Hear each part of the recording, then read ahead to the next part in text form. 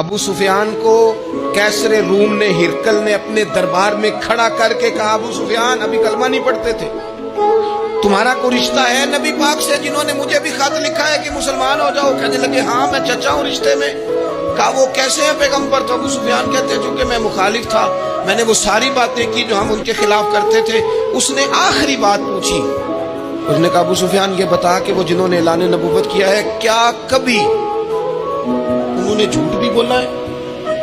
ابو سفیان کہتے ہیں کہ 1 منٹ کے لیے میں نے کہا کہہ دوں، مخالفت تھی نا،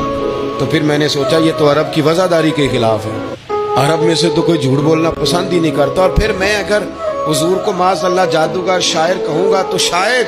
کسی کو 1 منٹ کے لیے متوجہ کر سکوں، اور نبی پاک نے جھوٹ بولا ہے، یہ تو مانے گا ہی کوئی نہیں۔ کہتے ہیں بادشاہ نے پھر زور دے کے کہا، سردار بتاتے کیوں نہیں، کیا کبھی انہوں نے جھوٹ بھی بولا ہے؟ ابو سفیان کہتے ہیں میرے ہاتھ میں چھڑی تھی، میں نے زور سے زمین پہ ماری، میں نے کہا وہ میرے رشتے میں بھتیجے ہیں، میری سخت مخالفت ہے، میں ان کے خلاف میدانوں میں نکلتا ہوں، جنگیں لڑتا ہوں، کبھی وہ غالب آتے کبھی ہم آتے ہیں، لیکن میرے سامنے وہ پیدا ہوئے،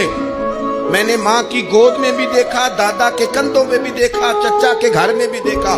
سیدہ خدیجہ الکبریٰ کا دولہا بنے بھی دیکھا، ان کی 4 بیٹیاں ان کی گود میں کھیلتے دیکھی، اعلان نبوت کرتے دیکھا، لوگوں کو مخالفت کرتے دیکھا، میرے سامنے ان کے مقدس بال سفید ہوئے،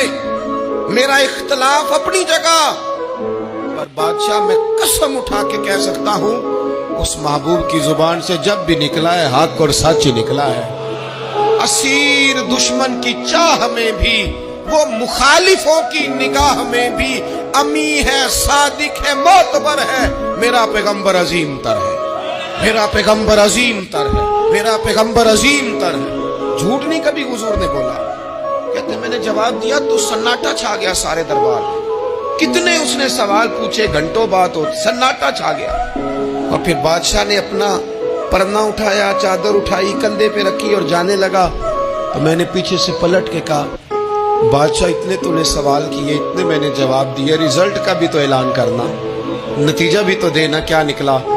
تو کہتے ہیں وہ جا رہا تھا، وہیں کھڑے کھڑے اس نے چہرہ میری طرف پھیرا اور کہنے لگا سردار نتیجہ تو نکل آیا ہے، رزلٹ تو نکل آیا۔ جس بندے نے کبھی بندوں سے جھوٹ نہیں بولا وہ یہ جھوٹ کیوں بولے گا کہ میں اللہ کا رسول بن کے آیا ہوں؟ نتیجہ تو نکل آیا، بات تو کلیئر ہو گئی، اب آگے کیا جانا ہے؟